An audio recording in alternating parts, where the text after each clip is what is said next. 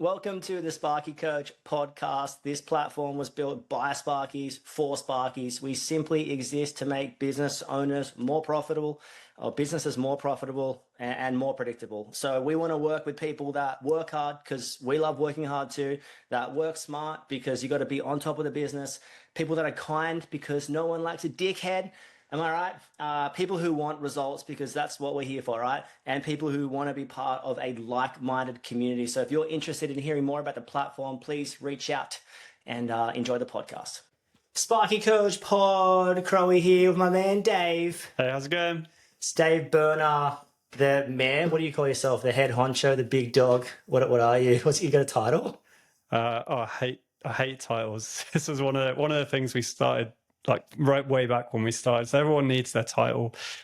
So mine is VP of Engineering, which sounds very American and pretentious.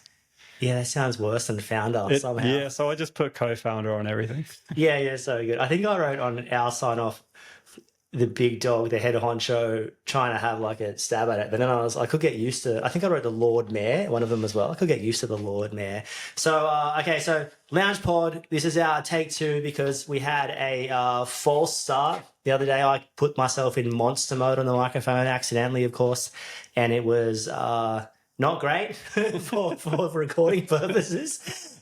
Kids thought it was funny though. But here we are, round two. So you talk us through what you do day to day and like what the company is and, you know. Yeah, I'm co-founder of a company called Kinde.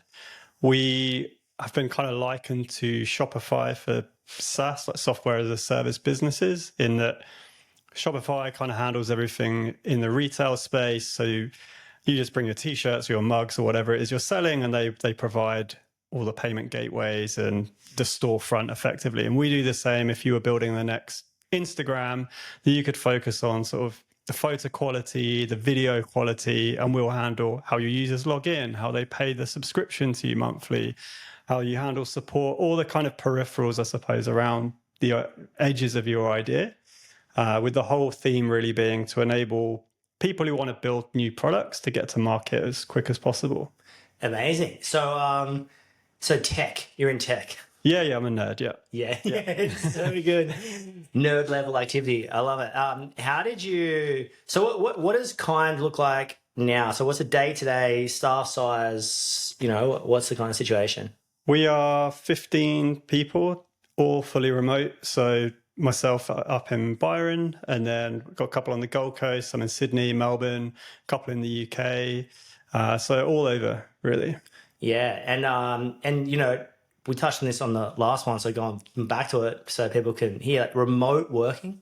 Yes, fully remote. Yeah, so what are the pros and cons over that, like for remote over an office? Because I think a lot of our members, you know, you're in that, or listeners, I should say, a lot of our listeners, you're in that mode as a tradie when you're sort of hacking the mainframe on the dining table, you know, like doing invoices late at night. And then maybe you move into your garage, and then maybe you progress from there to a warehouse. And the pros and cons of working from home, I guess it's dependent on how many kids you got and how old they are. That's probably a major factor, and if it's removed from the house or not. But I found at the last place, especially the coaching company I worked out, who shan't be named, that I was working there, and you know, it was interesting because it was such a good dynamic to have everyone together, and there was maybe 10 to 15 people in the office at any given time. And it was just efficient in terms of you could chat to someone when you needed to, but inefficient in terms of you could chat to anyone when you needed to. So you could just like have any conversation.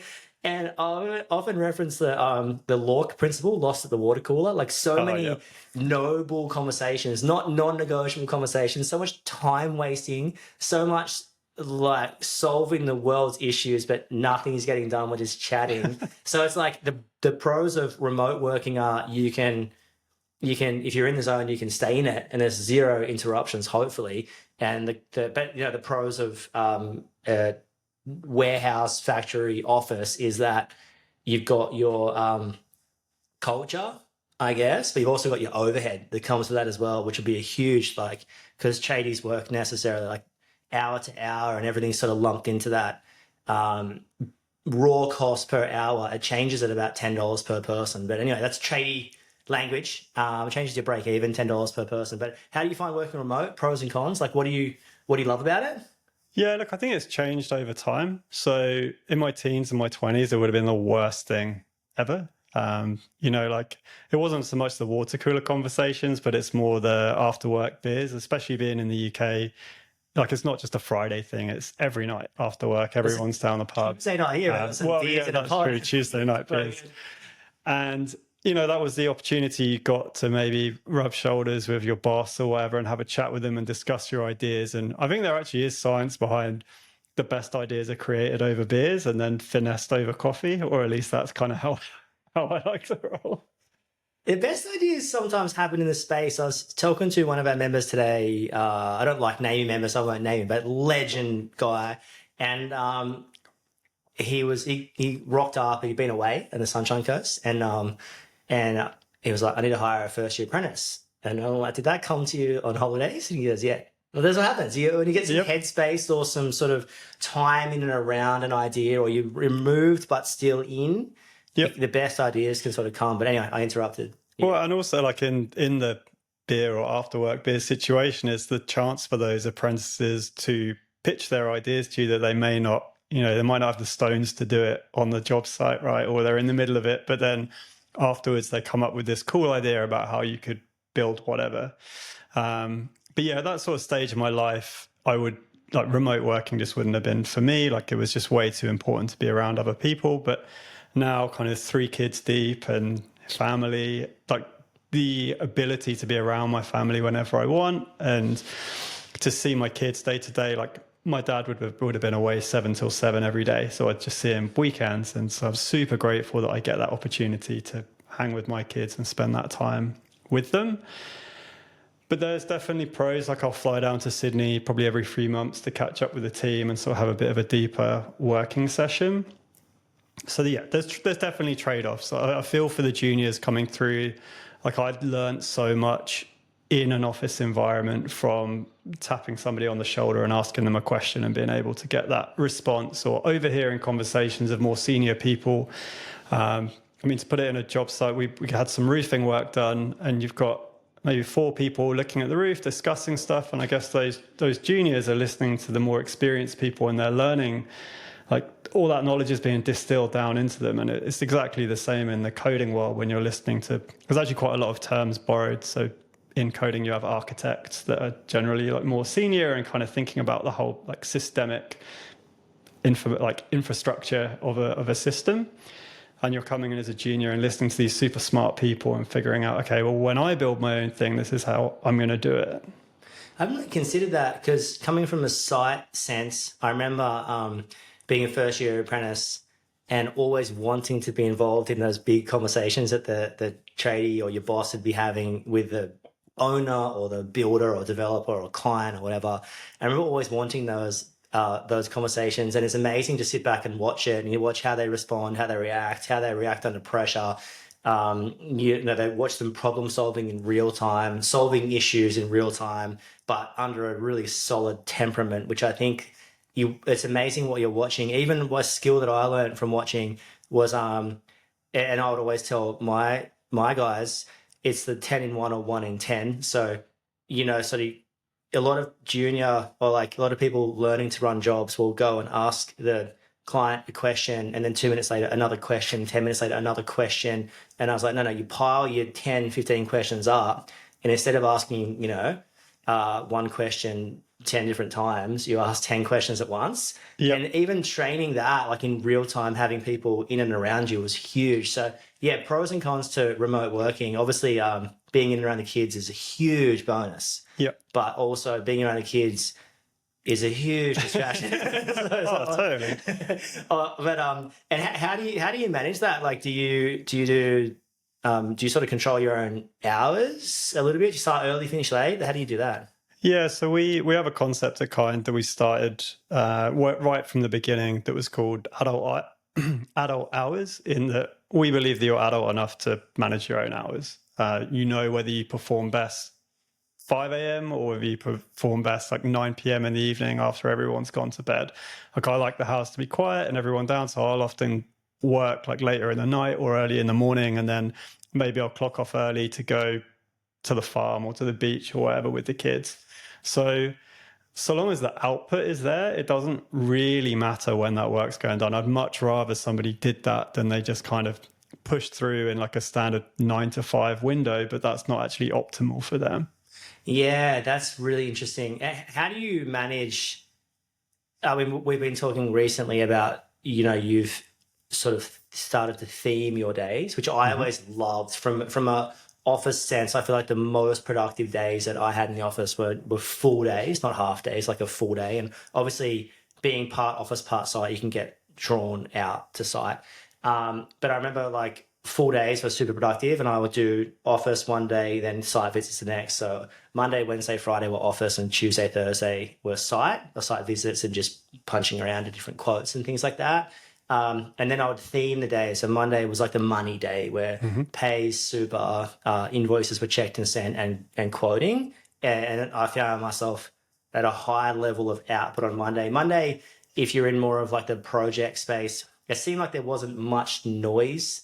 And Friday was beautiful because that was like the schedule day. So I did find joy and consistency, and it worked for me in theming the days for max productivity. But you're a recent convert to sort of theming some days. So, how have you found that work for you? And what would your encouragement be to someone who's sort of finding their feet in that office role? Yeah, so I'm only a few weeks in, and it's mostly because I do a blend of like on the tools, which is essentially writing code, and the kind of marketing, content creation, that side of things. And I was finding like I might do a few hours of one in the morning, and then I'd schedule to switch to a bit of coding for a bit, and then I'd jump onto Slack, which is where all our kind of async communication happens with the team. And then by the end of the day, I'd kind of chipped off all these tiny little things, but the main needle was still like over to the left and hadn't really progressed. So yeah, decided to take on this themed day approach. So Monday, Wednesday, Friday for content, and that mostly been because that's probably what I struggle with the most. So I needed to lean more into that side. And then the thing that I love, which is the building side, Tuesday and Thursday. And so far it's been working really well. Like there's definitely been flip-flops. Like yesterday I did have a cheat day and did an extra day of code, but it's like, can't believe that's a cheat Follow your own day. advice. Yeah. Actually, I put up an Instagram post yesterday, and I can't remember exactly what it said. And it's like, don't tire of doing. If you're onto something that's working, don't change. Just double down on it. And you got to sort of in the office or whatever, you got to focus on that one critical task that's going to sort of move the needle forward.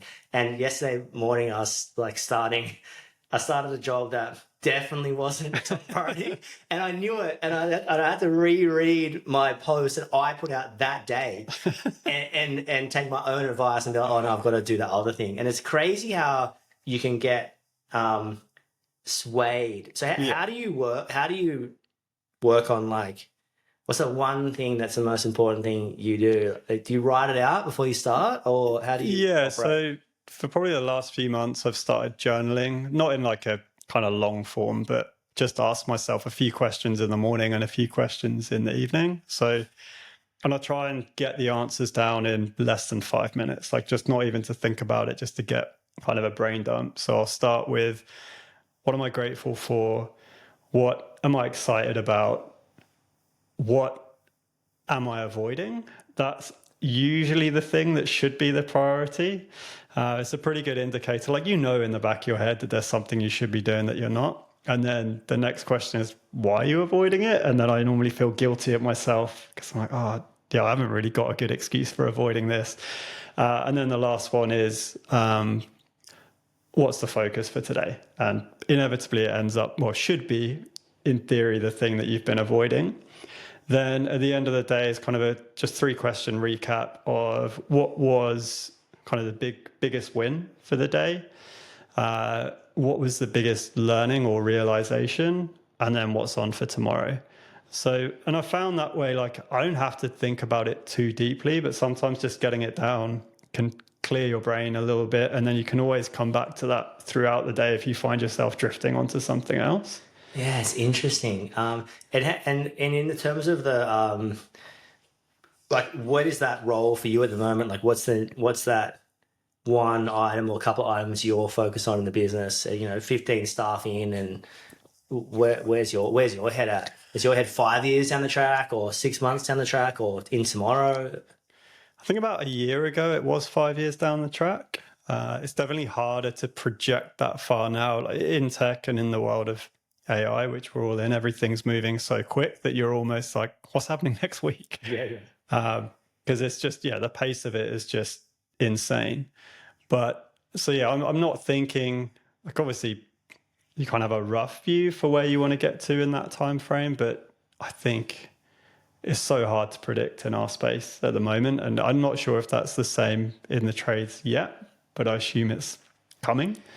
Yeah, I mean, I'm no expert in the field, but obviously with the manual site stuff, no robot's going to come and fit a PowerPoint off tomorrow, to my knowledge.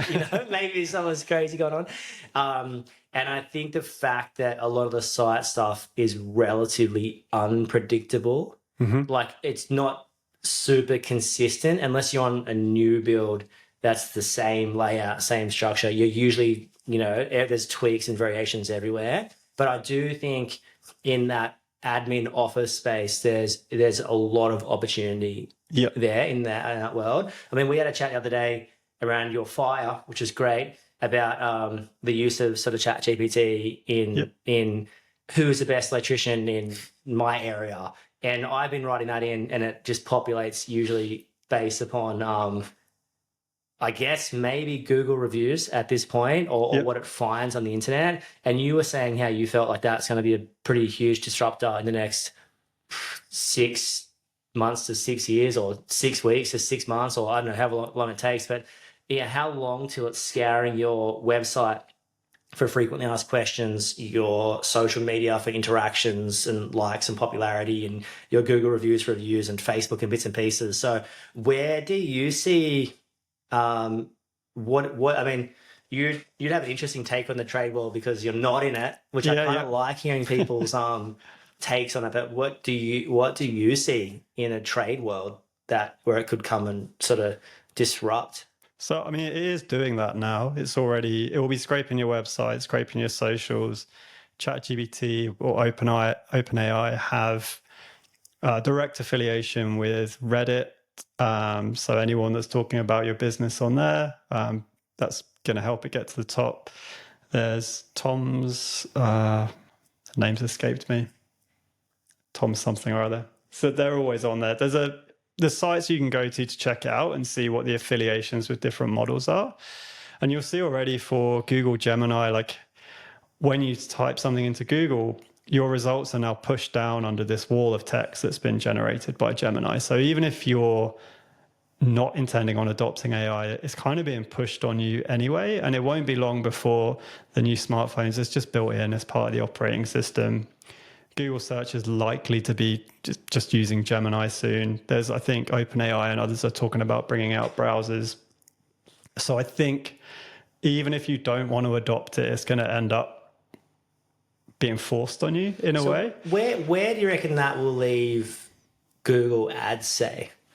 So if you type in, electrician Melbourne, is that just gonna?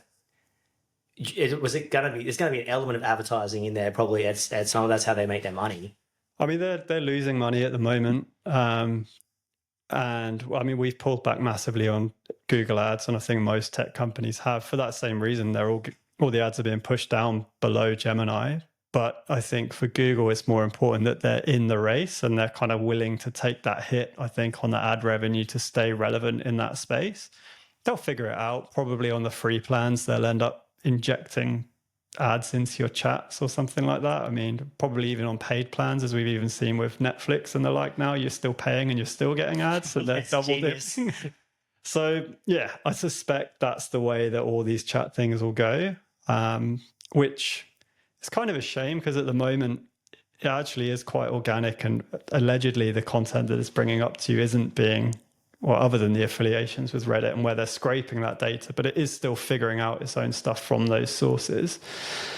So, I'd probably at least not necessarily pull back, but at least look at what the returns on those ads are getting you a little bit more closely and see if they're still the same as they were 6 months ago, and if there's smarter ways you can deploy that cash. So looking at the returns, which a lot of people won't measure, essentially talking out loud, most electrical businesses, you're shooting for a net profit of 20% of the market wage. So let's call it like so for you to spend $2,500, your revenue needs to be 10 grand to even break even.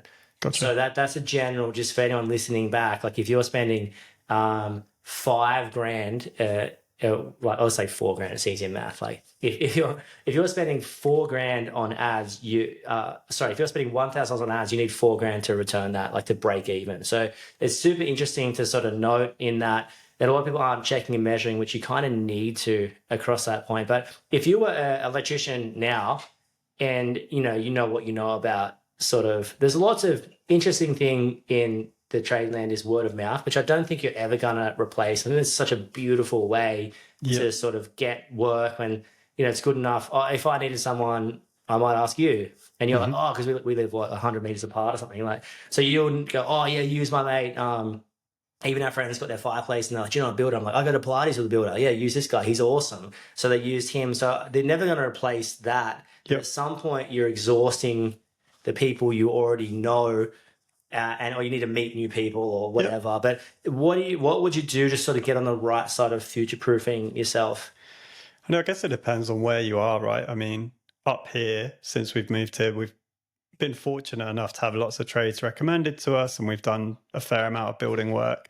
But when we were in Sydney, we didn't really have a community around us. So we got a lot of our work done via Airtasker, because you could see the reviews that people had put on people and they would compete on price. And it doesn't seem to be as prevalent in smaller communities. And I don't know this was going back sort of 4 or 5 years ago, but it did show if you're new to the country or new to a community and you haven't necessarily got that word of mouth network yet, then you probably are still looking at review sites or places like, if you are in tech, you probably are looking at Airtasker and the like. And that's a big market there that you could tap into for people who maybe aren't in your immediate networks that could still be tapped into. Yeah. And what about like socials and website upgrades, and like how much do you think people need to be aware of that? I would start doing it like now, probably. So making sure that your homepage is optimized, that you've got an FAQ section on your pricing page, your homepage, around the type of questions that your clients would ask you when they call you, because that's what they're going to be typing into ChatGPT or Gemini or whatever. And you'll know those questions because you'll already answer them on the phone. So being able to put those answers up front will then, when it gets pulled in by one of these LLM language models, then you will be sort of cited there as a source of truth and authority, and therefore a trusted figure. Also for local, I think Facebook is still super important, which I think is one of those, like my dad's on there, I don't want to be on it kind of thing. But it definitely is for that kind of 40, 50 upwards demographic. They will still be looking in those areas. So I think ads there still will hold quite a bit of weight. And a lot of people do really well on Facebook ads. I don't know a metric on this, but like even the Facebook community groups, I would say that most people, say in our area, we live in that sort of, a lot of people moved here, you would say, like us included. And, if you don't have a trade or a background, or you don't know anyone, you probably go on a Facebook community page, which I would say up here is pretty amazing. There's a good bunch of people in there. Lots of work gets exchanged. But, if you're closer to the city or in a different area, the Facebook community page can be like a total train wreck. It's like psycho level activity. But yeah, so I think it's, and a lot of people are seeing huge success through Facebook ads. Anything Facebook just seems to be, you got to respond really quickly. So someone posts something, you got to back them. If someone hits an ad, you got to, like, the quality seems to be a little bit lower than a Google ad who's legit searching for something directly at that point. The last work we got done, pretty much all the trades if they weren't recommended, word of mouth, were found on Instagram. So my wife would dig them up and find like the work that she liked and be like, well, this is what I want. And the image is right there. And clearly this person can do it. So message 5 or 6 trades kind of directly on there and get the quote back, have a chat. And I suppose it's a less formal way of having that conversation, and you're showcasing your work at the same time. Instagram is amazing. I'm shocked at the amount of business that transacts on Instagram. And if you don't need it, that's cool, but you might need it. And one of our members got a 160 grand cost plus job off a Facebook post. So basically posted, hey, I'm starting out my business.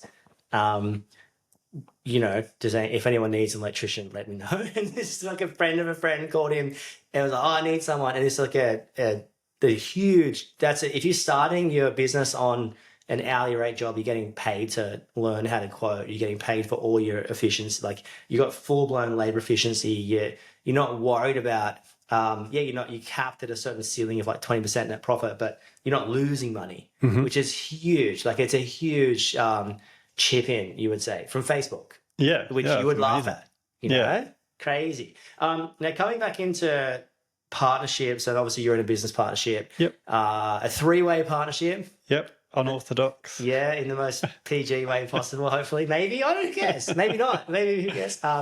But how did you guys come to be into a partnership? Because I know this is a very, very common question that people ask us. Would you go in? Obviously, Cam and I are in a partnership.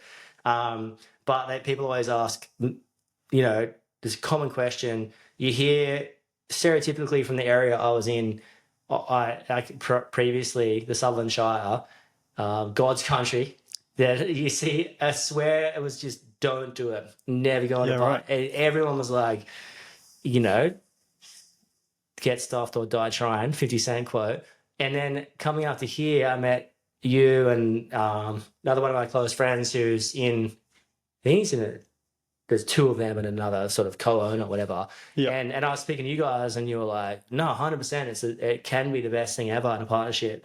And I think I agree, but what advice, this question is going to be relatively open, but what advice would you have to someone going into a partnership, and how did your partnership come to be? So choose whatever one you want to go to first, whatever you think. Yeah, I don't know what the overlap is with tech and trades here, but in tech, 2 is kind of the standard, that you would have one person you'd call them the technical founder, and then the non-technical. That would be, in a dream case scenario, the trade would be someone who's a weapon in the office and someone who's a weapon on the tools. Yeah. The danger is, if you're listening to this and you're a weapon in the office, that's the irreplaceable one. The tool person, you can only be in one place at once, and you can end up project managing that project or the 2 projects. And if you're not careful, you end up sort of driving site to site to site and being busy but not productive, where the office person's output can control the efficiency, effectiveness, the net and gross profit of the whole business. So if you're listening to this in a trade sense, everyone who's getting everyone's on a one-way trajectory to the office eventually if you want to grow your business. Right. So make sure you're in a weapon in that sense. But yeah, continue on. So 2 of you traditionally. Yeah. Although interestingly, from an investor's perspective, typically they would lean probably more towards the technical person that can get it done. Like they would prefer a partnership of the 2. But if you come and you're the ideas person, but you can't execute, they'll be like, come back when you have a technical co-founder. It's quite rare that they will back you otherwise, I guess, because the demand for technical people is quite high, or for good technical people is quite high. We were quite unorthodox again in that we had 2 technical co-founders. So myself and my partner Ev are both technical, and then my co-founder Ross I call him non-technical, feels like a little bit insulting, like he can do website stuff and a little bit of code, but it's not his strong suit is really in kind of pitching and sales and investing and marketing and that side of things. Whereas in terms of building products for scale is more myself and Ev. And I probably lean more into the product and the front end and the user experience and how it feels for a user coming in, and then Ev will be more in how it scales when you suddenly get smashed with 6 million users overnight and your infrastructure that can't fall over, which is why it comes back to that architecture thing. Like it has to be able to withstand the sandstorm of 6 million users or whatever it is suddenly hitting you out of nowhere. So I'm gonna go sideways for a sec. That actually happened to you, didn't it? yeah, we did get DDoS attacked quite savage. I think we still are now. It's just like this ongoing thing. Yeah. But as far as I can understand, in like a non-tech term, which you look down upon now, like so you were saying, back to the partnership comment in a sec, but you were saying sort of a whole bunch of people came onto your system at the one time and it sort of crashed. Is that roughly the loose? It shook. We'll say it shook. We won't say it crashed. It stayed up. It stayed up. It stayed up. It did. Yeah, it didn't actually come down. We didn't go down. But like it was one of those 3 o'clock in the morning, like, oh crap, what's happening? Are we going down? All hands on deck. Like, what can we do to fix this? And like I definitely lean more to the front side of that, unless I don't know what the equivalent would be, like the painting and the plastering. No, I was just curious because you're someone that sort of inspires me for that calm under pressure sort of. I don't know if I've ever seen you that stressed or stressed. Not saying maybe you just hide it or control it or whatever, but you know you're in damage control as a business owner at that point. And I wanted to highlight this and go here because I think so many people don't lean into their mistakes. They try and hide them. And I think a mistake can be such a beautiful moment for your client to you to go, hey, we stuffed up and we're gonna fix it. We're gonna honor it in this way. And I think that's cool. Where you, if you own it, something beautiful can come of it. And who do people want to work with? People want to work with people that are good to deal with, and people who fix their mistakes, and people who are excellent at their job and stuff like that. So how did you deal with that mistake from a front end? You might have had some disgruntled clients, and yeah, just more like getting that message to our members. Like, how do you deal with disgruntled clients, or even how do you deal with mistakes that happen? What's your sort of philosophy? Yeah, I think we try and lead by examples. So like we won't even name who it was that made the mistake. The fact is something's gone wrong, we're in trouble and we need to fix it. And that's all. Like there's pointing fingers isn't going to help anybody at that point. You just kind of want to get everything fixed and resolved as soon as possible. Can you put that situation back to one person, what you just said?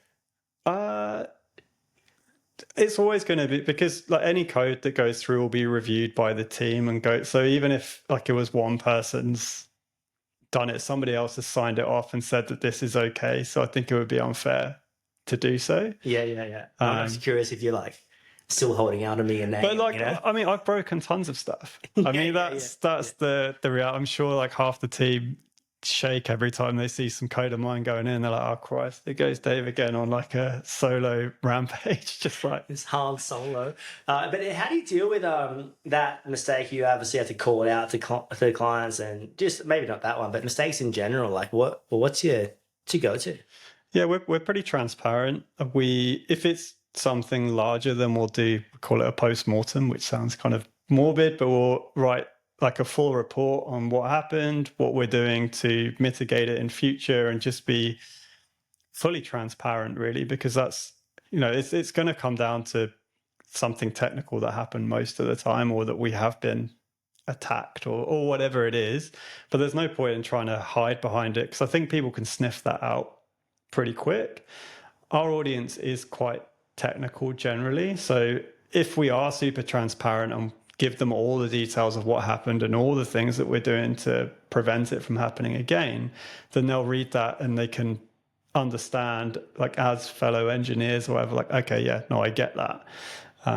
So that's been working really well for us. Yeah, so just call it out, put your hand up and sort of just fix it.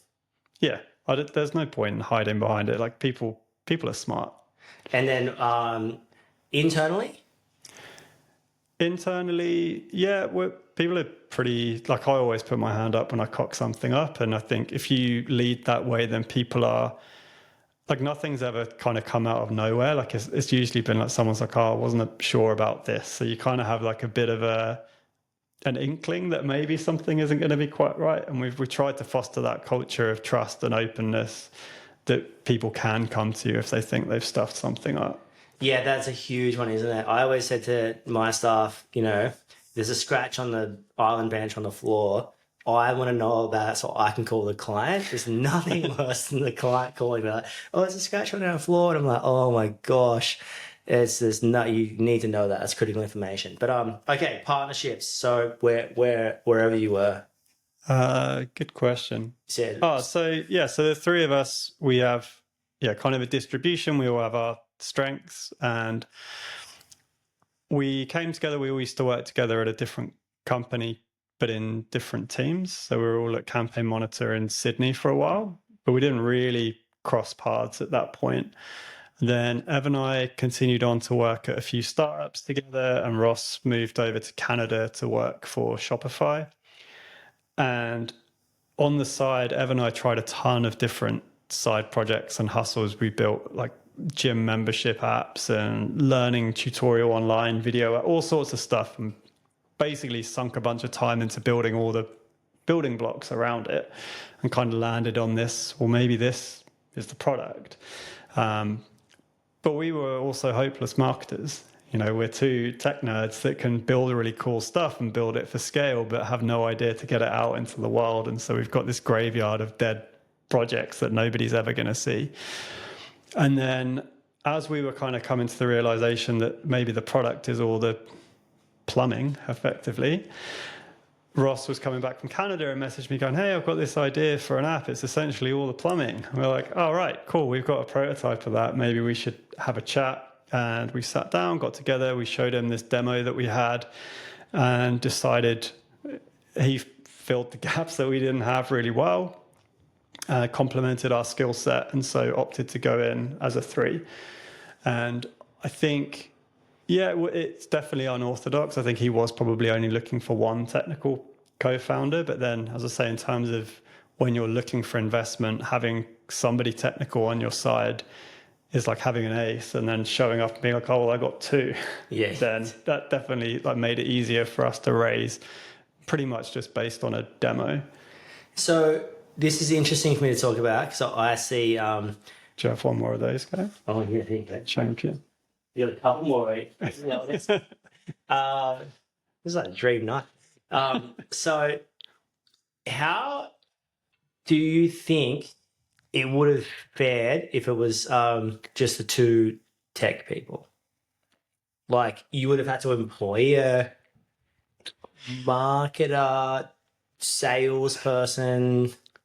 Yeah, I mean, I guess we'd probably have the most awesome product that nobody had ever seen, I suspect. Well, a few different things would have happened. So the other thing that's quite different is Ev and I have always been in very small, scrappy startups, and Ross has been he's ex-Atlassian, ex-Shopify, kind of C-level, director level. So for someone who doesn't know, like Atlassian, is it Atlassian or Atlassian?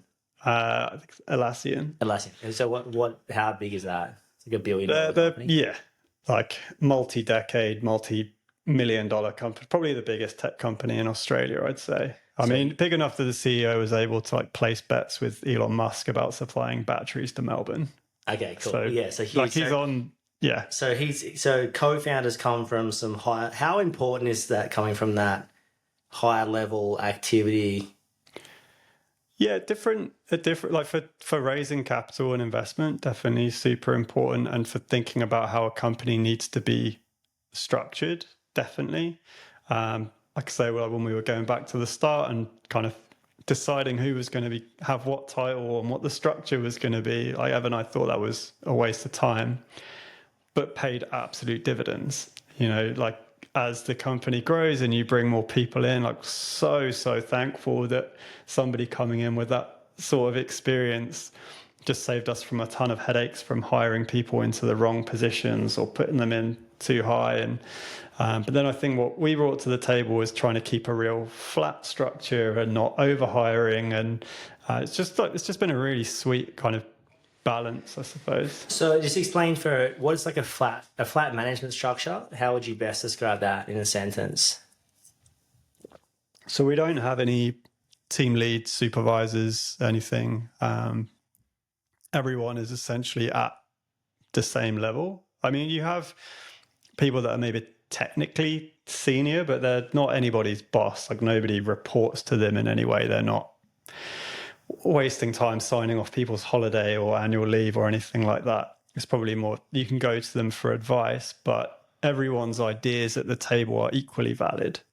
And people can tell me that I'm full of shit, and that's fine, because I want super smart people around me. I don't want there to be that six rungs of a ladder to speak to somebody to get something approved or signed off. Like, That's really interesting because I even, you know, you're an avid reader and you've pointed me in a good direction. I think I've stolen a couple of your books and given one away. Like everyone at 40 who's actually will probably listen to this. So it's a good book. yeah. So anyway, talking about I think a lot of trade business owners. I love hearing from people outside the trade world, because a lot of trade business owners sort of end up in a bit of a pyramid scheme. I know there's good pyramid schemes and bad ones, but like end up in a pyramid scheme where where everyone reports directly to them, and like no one can go to the toilet without having a conversation, and they're in charge of every like project and every little job, and they're across every phone call. And I think it's so interesting to watch, because you know, you've got to let go of an element of control, and the flat management structure. You can reference that to you know, handing people projects to run, or handing the admin like the full control of the service schedule and things like that. So how important is that delegation in growing successfully? Yeah, we tend to lean more on alignment, I guess, rather over delegation. Depends on the person. Like, people like to be managed in different ways, but we're not massive. You know, there is only 15 of us. It's not like we're at the point where you need 10 different chains of command everywhere. So we have a shared goal, and everything should sort of point towards that North Star of what we're trying to achieve. And we catch up every Friday with the whole team and make sure that everyone is aligned towards that goal. Everyone in the company has equity in the business as well, which I think is probably important to note. That's interesting, because that's not a common thing in like tradies. Yeah. So, and I think that helps a lot, because it means that we tell them to treat it like it's their business. Like, do you think it's a good idea to go to the bathroom for 8 hours and sit there on your phone? Like, if you're a business owner, you're not thinking that way. So we encourage all the team to think like owners, and that's why we do give them stock in the business. And anything they're doing at any point in time, it's like, well, is this the most, like, thinking as an owner, is this the most important thing for the business that you're working on right now? And if they're thinking like that, then I don't have to be breathing down their neck, making sure that they are, because they already have that alignment. They know what we're aiming towards. But we do give them autonomy in terms of how they achieve that is kind of up to them. Like our senior engineer, I don't want to be spelling out everything that he needs to do to accomplish a thing. I'm like, this is what we need to do. Like, you're smart enough to figure it out. So there's a lot of trust, like high alignment, high autonomy. Yeah, and you were saying like that you guys asked some pretty serious questions before you went into, you know, your partnership roles, whether that was in legal agreement or not. It's kind of irrelevant to the fact you had those conversations. So what advice would you have to someone going into a partnership? How detailed have you got to be? Have you got to work out like, hey, if you die, this is what happens. You know, in 5 years you can do this. In 5 years you can't do this. Like, how would you navigate that? Is there anything you're super stoked you did, and anything you would advise that anyone thinking about it to do? We didn't actually put time, like milestones on things, like in 5 years you can do this, you can do that. It was more like we agreed that we would all take the same wage, that we would all have the same, like we would be equal partners in kind of every facet of it, so that there was no... So wage, profit, equity, all equal. Yes. Yeah. Regardless of what anyone Yep. puts in, or regardless if anyone steps out in 5 years, or how did that work? I mean, we were fortunate that we were able to raise capital. So we didn't have to have any of our own funding go into it. I suppose it was just the time for putting the demo together that Evan and I had done beforehand, but then Ross had spent a lot of time with design work and putting together pitch decks to go to investors with. And we're like, look, we've all worked hard on kind of putting this together. Let's just go in on the same front foot as we go in.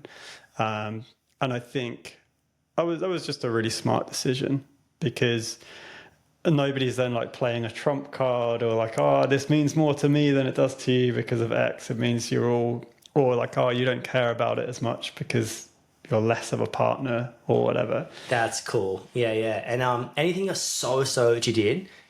Like, was there, you know how you said you had to ask yourself a whole bunch of questions beforehand and you sort of fleshed it out around a round table.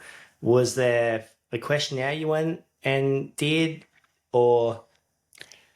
There's a few things that I found super cheesy at the start that in hindsight, I'm really glad we did.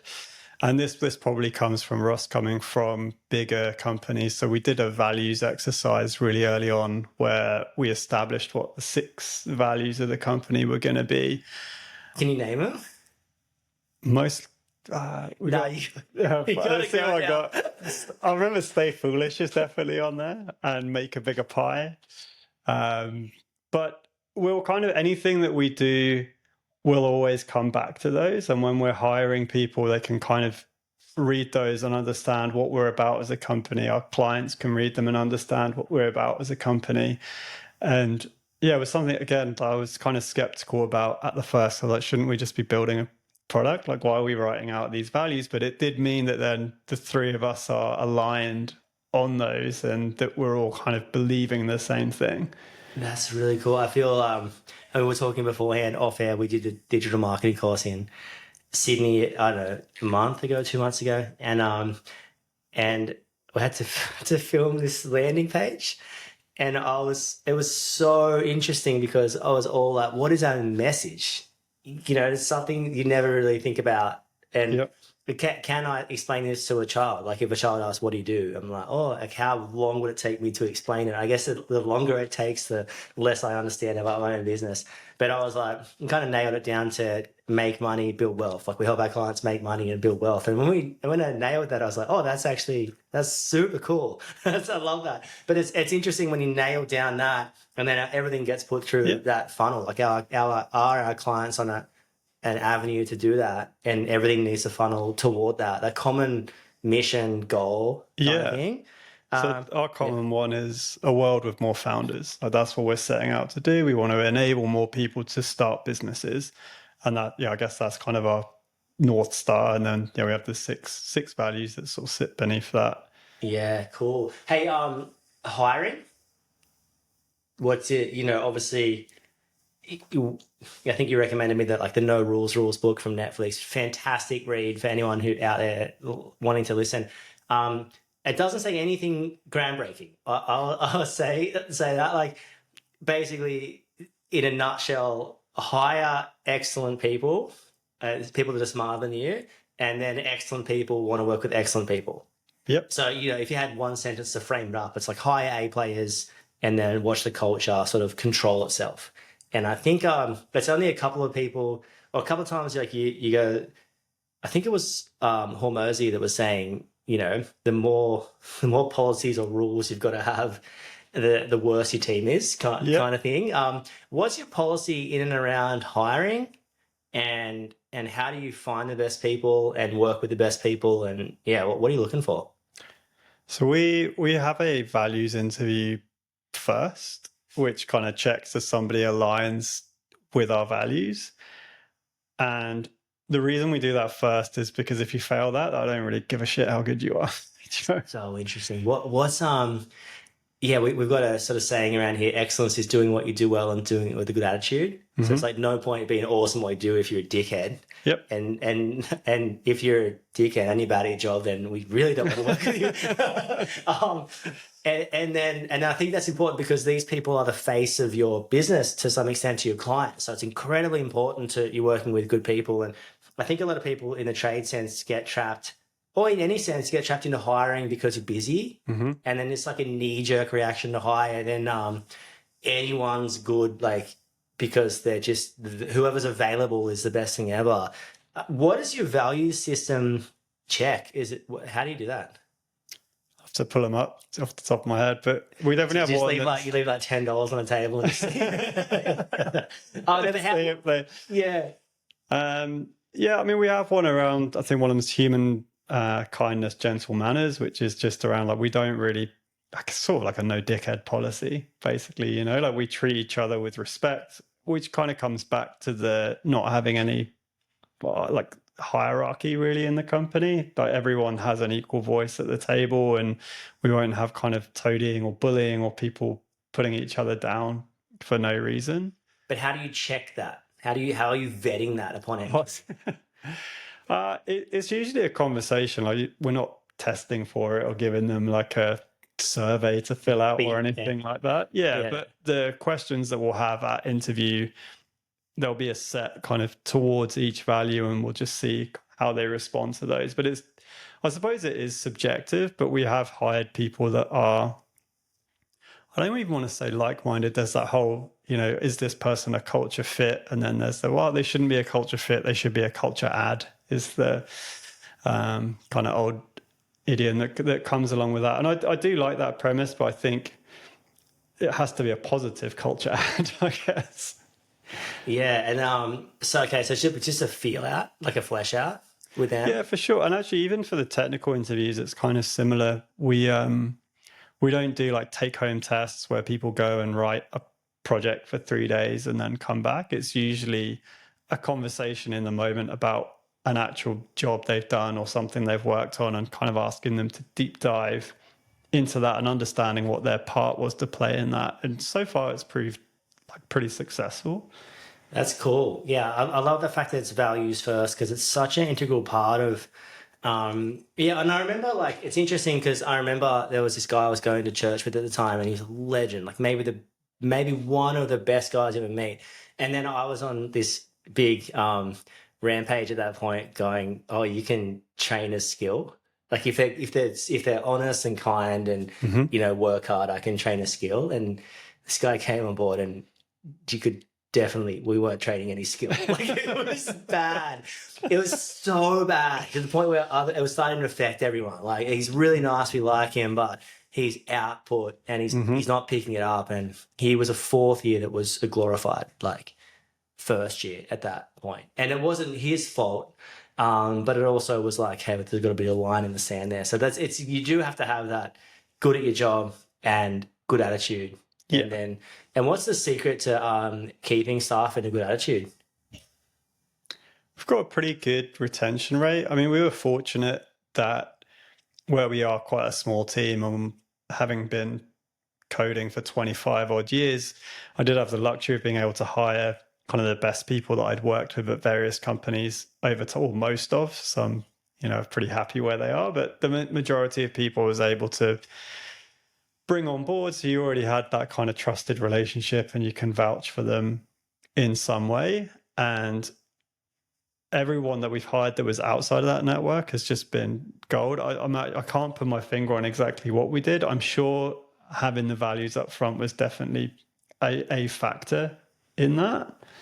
And having them a little bit from past work and stuff would. Yeah, so I meant so the people that you'd known kind of from before, I guess you're vouching for them in a way, but for the other people that were kind of outside of that network, yeah, it's trickier to kind of pinpoint what it was, but I would suspect doing the values up front was the kind of main factor in that. And then, sorry, you were asking on retention. I think we've just been really transparent about everything from the start. So I said earlier, we have a Friday catch up. We get the whole team together, and in the slide deck, we'll show what our revenue is, what our burn rate is, what like all the numbers are fully there, like what clients we've onboarded that week and which ones we're like in the weeds with at the moment. And it gives that full transparency that every single individual in the company knows where we are at any moment in time. There's kind of no hiding, and suddenly you're like, oh, things are going great out of nowhere. Oh, things aren't going really so good. And it's like, well, nobody said anything for 6 months. You know, How long is that meeting? it's usually it's an hour long block. So I tend not to block in too many constant, like recurring sessions. We have a founders one going back to partnerships every Monday. 3 founders catch up to discuss strategy, where the business is going. And every Friday, there's a whole team catch up to cover where we're at as a business, how we're tracking. There's not too many other meetings really in that. We try to do other like working sessions, I guess. Will be ad hoc. If I need someone, then I'll drop them a message and we'll jump on and figure this thing out in the moment. But yeah, that all hands I think is super important. We'll usually run through, as I say, all the numbers, everything. And then the second half, sometimes we'll spin into like a social game. Or so, again, it sounds kind of cheesy, but we are fully remote. So even if it's like, would you rather have, I don't know, hands for feet or feet for hands? Or like silly questions like that. And we'll go around and everyone will answer a question on that. Or one of the guys recently moved to the UK. So we did 20 questions on the UK quiz, which I won, obviously. Yeah, I'm expecting no less. But I think those kind of just small little things can kind of help bring the team together, even though we are fully remote. It's interesting to hear you talk about the transparency of numbers, which I feel like was a massive part of the success of our business. I remember I got this email early on, and it was, so obviously in a trade sense, you get like, there's a wage you pay your staff member, and there's super on top of that, and then there's like an overhead per billable resource, which is normally like between $20 and $50. So let's call it $30. And I remember I got this email from this guy going, oh, you pay me this, which was just his wage and super, and you're charging this because I saw the invoice.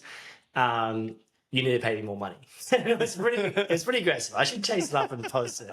And I remember just feeling like, oh, he doesn't understand. So I sat him down and I just opened, booked it, and went through, and I was like, this is actually what he was like, oh my gosh, I get it now. And it was so interesting. Once he was exposed to the numbers, he could now communicate.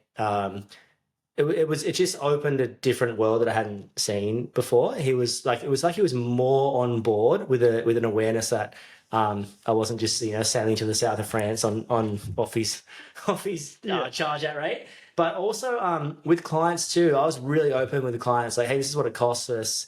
So, job's 200 grand or 500 grand or 50 grand or 100 grand or 10 grand, whatever. And I'd be like, oh, it's costing us 8 and then we're charging 10. And here's the breakdown of where it goes. And I think that is totally underrated. Just the fully open transparency. This is interesting. Now, I want to also touch on, I feel like one thing that you keep, that you've sort of inherently taught me or whatever, is the catch-ups of the partnerships every week. So if you're in a partnership or in a high-level operation system, you would say catching up, first thing Monday, you guys do?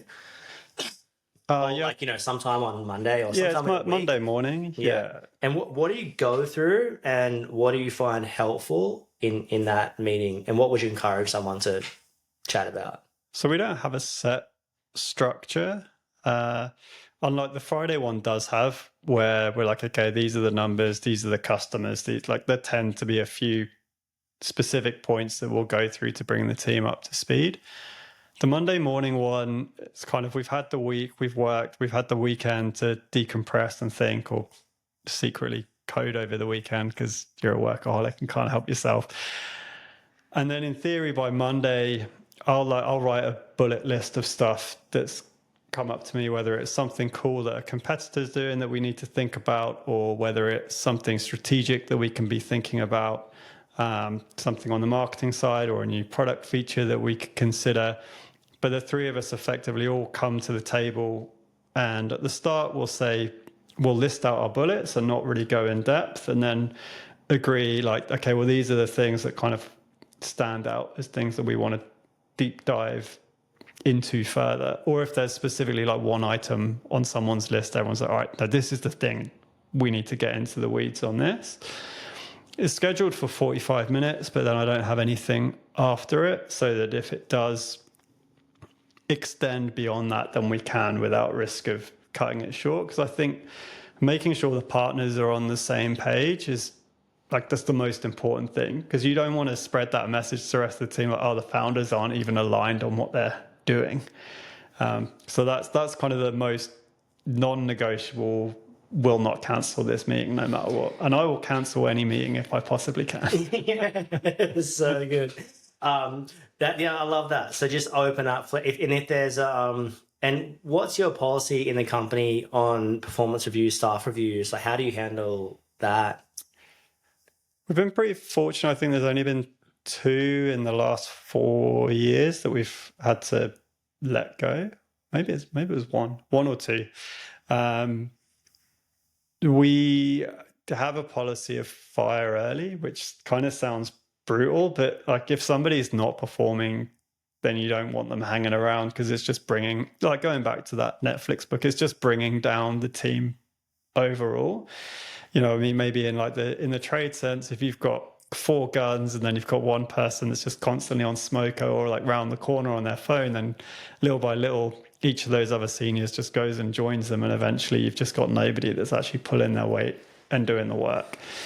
And that also happens in tech teams or anywhere else. Like, it's not the case usually that the rest of the team brings that one person up, because if they don't want to come up, then it's not going to happen. Yeah, it's what's that age-old quote? It's you can't motivate people, but you want to direct motivated people. That always stuck with me when I think I read it. I can't remember where it was, but that age-old, philosophy that find someone who's motivated and better than you and direct them. Yep. Just be like, do that. Like that's the direction. Get moving. Go. Yeah. Well, that's the autonomy and alignment thing, right? Like, you align them and then you just let them go. So good. Now, what but do you do staff check-ins or anything, like once a month, once a quarter, once every 6 months? I check in. So we split the team across the 3 founders to do one-on-one check-ins with, and so everyone has a one-on-one check-in with a founder once a week. Oh, wow. Yeah. So we do. Well, mine are half an hour. I'm not sure what the other guys do. I assume it's probably around about the same. And usually it's like, is anything blocking you? Anything that I can help you with? Anything, it's their opportunity really to talk to me. It's not for me to dump a load of information, or at least that's kind of how I see it. Especially where we are fully remote, they can't just grab me at the water cooler for a chit chat. Yeah. And maybe it's just that. Maybe they just want to tell me about their weekend, and that's fine. Maybe it's that there is something really pressing on their mind, or something personal that they want to dig into, or maybe it's that there's a bug and they want to know how to solve it, or maybe there's a side project they're working on and they want some help or some feedback on that. And I'm all for the team working on side projects and side hustles. And going back to your retention thing earlier, what we said from the start, if all of our team members go on to start their own companies, then we've succeeded, because we've always had that world with more founders kind of outlook. Obviously, when people do that, it's sad. But No, don't just my company. That's interesting, because I feel that in an apprenticeship sense, you sat with someone for 4 years and trained them up and shown them your ways, and it's almost like Yoda guiding a young Luke Skywalker kind of vibe. But everyone's always like, what if they leave? What if they leave? And I'm like, if you get 5 to 8 years with a weapon, that's time well spent for everyone. Yep. So, and one of the greatest success is that you made it look attractive enough for someone to go and do. Yep. Has anyone come to you with like, I've got this idea, and you're like, wow, that's a really good idea? I got our marketer left us just before Christmas, which was super sad. He was an absolute weapon of a marketer. So he comes back and helps us out contracting every now and again, but definitely sad to see him go. But young hotshot, early 20s, is building a dating app to get people back together in real life. So instead of swiping left or right on faces, you're doing it on a date. So it's like, I want to go and feed the ducks in the park with a loaf of bread, whatever it is. And then you swipe on that, and then you go and meet in person and do it, because he's disenfranchised with how everything is moving online and wants to get people face to face and communicating again, which I think is awesome. thank God I'm not in that world at all. But Yeah. I miss the online dating world completely, actually. So did you? yeah, fully. Yeah. Yeah, I think I met Elodie who jumped a fence at a backyard party at 19. That But was I can it. see the problem, and yeah, it seems like he's doing super well with it, and that's awesome. Yeah. Is that a real thing? Like feeding the ducks at the park? Did you make that up or that's an actual, was an idea? Well, it comes from the person on the app. Puts what they want to do, What they want to do. hiking or whatever it is, whatever the activity or date is you want to do. You're agreeing on the date, so it's a date-centric dating app. Oh, I love that. Okay, I get it now. Now, tips on leadership and management. What some key things you've learned, or what do you wish you knew earlier?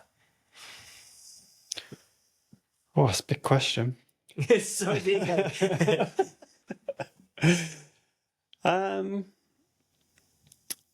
Yeah, I think probably could have been a stronger leader at times. I think I'm quite hands off, and like there is a lot of trust that comes with that. And sometimes I think I can get quite deep into the work and maybe come up for air. And I'm not the most process oriented leader, and I've had feedback before that maybe we could do with a bit more structure. And we did have one engineer leave us because I think he just felt a bit like, what is happening?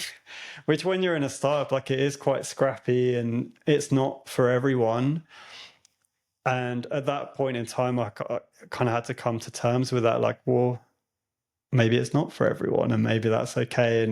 And your leadership style isn't necessarily going to be for everyone. And you don't necessarily have to have everybody like you.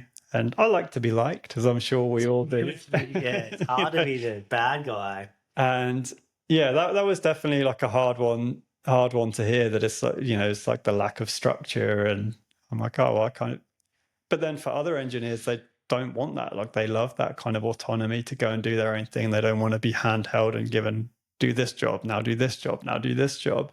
But some people thrive on that. So I'd say maybe as a leader, just becoming comfortable with yourself, how you lead, like taking on the feedback and learning lessons from it. I am more structured now than I used to be. Yeah, for someone that itemizes their Lego pieces out into compartments, I'm like finding it hard to believe how unstructured you actually are.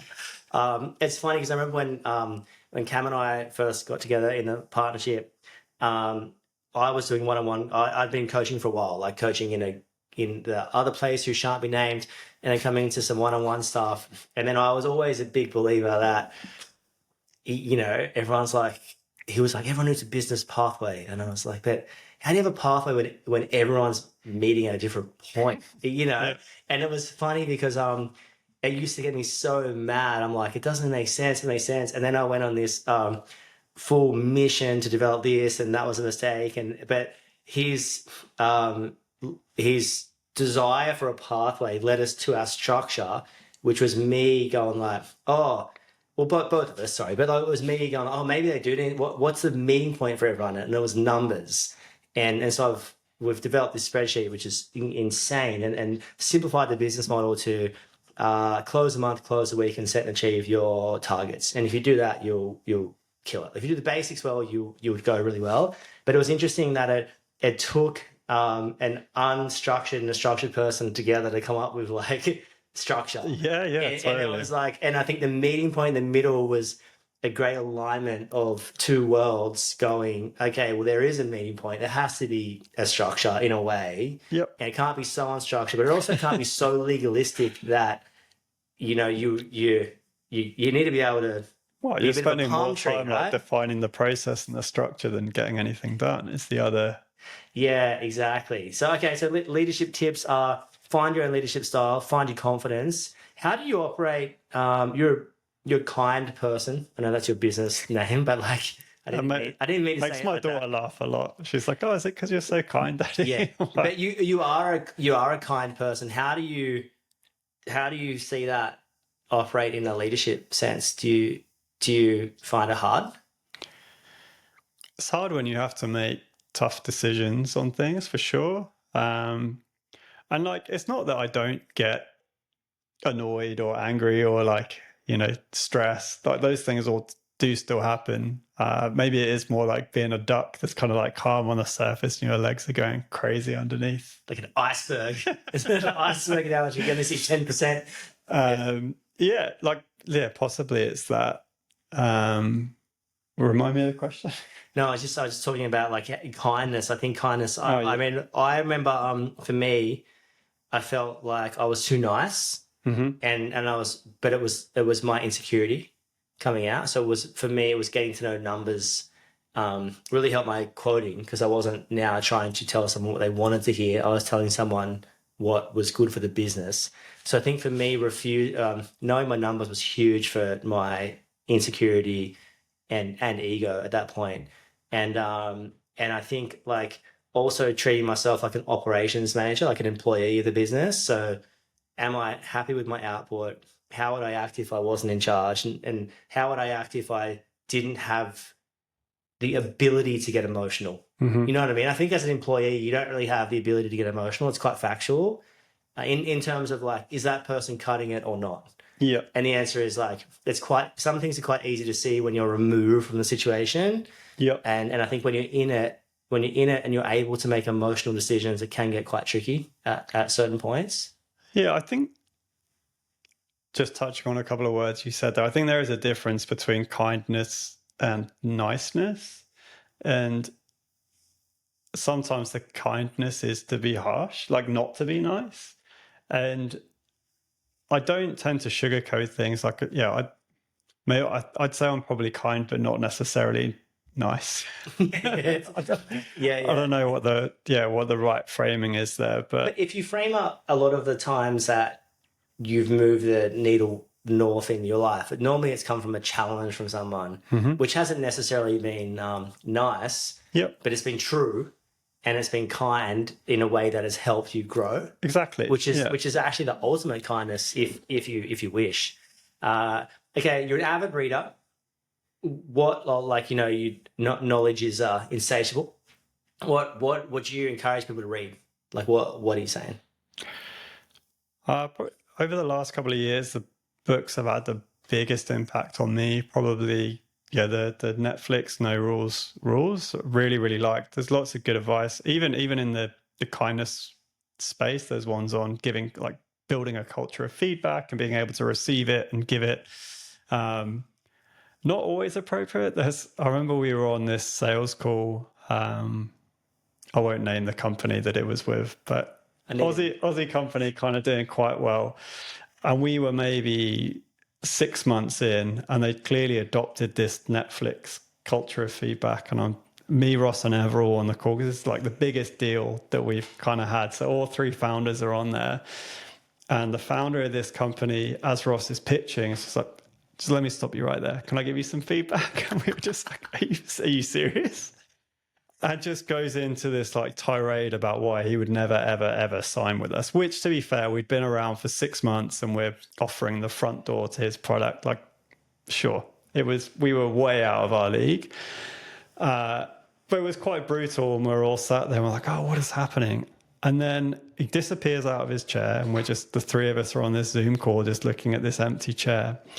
And he comes back after this real serious like delivery and like dressing down of us in a full unicorn onesie, like full. But it's like, and we just hit $1 billion valuation. I was like, what is happening? And so we kind of saw the announcement of this company like exploding to $1 billion, giving us this dressing down. I was like, I feel like we're in the episode of some like sitcom. Psycho. Man, it's wild. Yeah, it's that's interesting. The Netflix culture of feedback. I always think feedback sometimes is good, but if I ask someone like, what's wrong with this jacket, they'd be like, oh, it's actually, you give them a reason to point out what's wrong with it, which is not good. So yeah, books, No Rules. And what else? Essentialism has been massive. That's, I guess, like if you're boiling it down to one thing, it is if you've got multiple priorities, you don't have a priority. Like if you're bringing it down to one, but there's some really good systems and things in there that kind of help you to really rein in your focus. I'll lend that to you if I ever get my other books back. Yeah. You got one of my books right now. That's true. And then the third, the Almanac of Naval Ravikant. I've probably butchered the pronunciation of his name, but super smart angel investor. It's like angel list, super smart dude, early investor in lots of massive tech companies. But there's advice in there on, I guess, like life, marriage, partnerships, business, investment, like the whole gamut.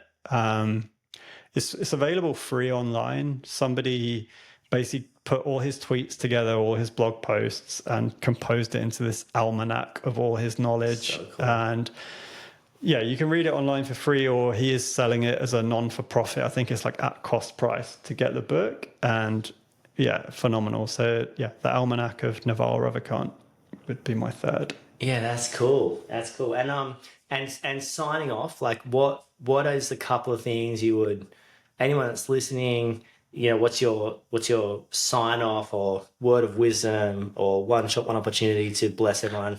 What would you do? Yeah, I guess like the tech nerd in me would say start digging into AI now. I know like if you are in the trade game, it may not seem super relevant right now, but it's coming. And it doesn't necessarily have to be this like dark looming, oh, it's coming, it's gonna take all our jobs and we're all screwed. Like the more you understand and the more you embrace it and learn about it, the more you can leverage it and possibly like make your business actually explode off the back of it, really. Like if you can leverage it to do a lot of your back office work or communicating with your customers or coming up first as the person for advice when they're asking questions in ChatGPT, just go and have a play with Gemini, ChatGPT, see what could be helpful for your business. Oh, I was talking to her last night, It's your best friend. and but it was funny because I was like, I've got not a unique problem, but I'm like, here's the situation, and then it threw out a couple of options, and I was like, I don't like those options, and here's what I want to do, and it populated this answer, and I was like, holy crap! So I spoke to Cam this morning, and I'm like, get this, and it was so amazing because it was almost like brainstorming with someone. Incredibly like smart who's got some context on the whole thing, and I was like, oh my gosh, that's the answer I actually needed, but it took a bit of fleshing out. But yeah, I would encourage everyone to embrace it 100% because I think its ability to streamline the mundane. Yep. And a lot of the administration tasks are repetitive, they're similar, they're mundane, they're boring, and they're repeatable. Like Yeah. it's just done. So okay, so your final sign off is embrace into AI and embrace AI. Amazing. Thanks for hanging out. Good Lovely. times. Cheers, Craig. Love it. That's a wrap on another podcast. Whatever you're doing, don't be too busy to stop and check if you're making money. And above all else, you know the rules. Be kind. See you soon.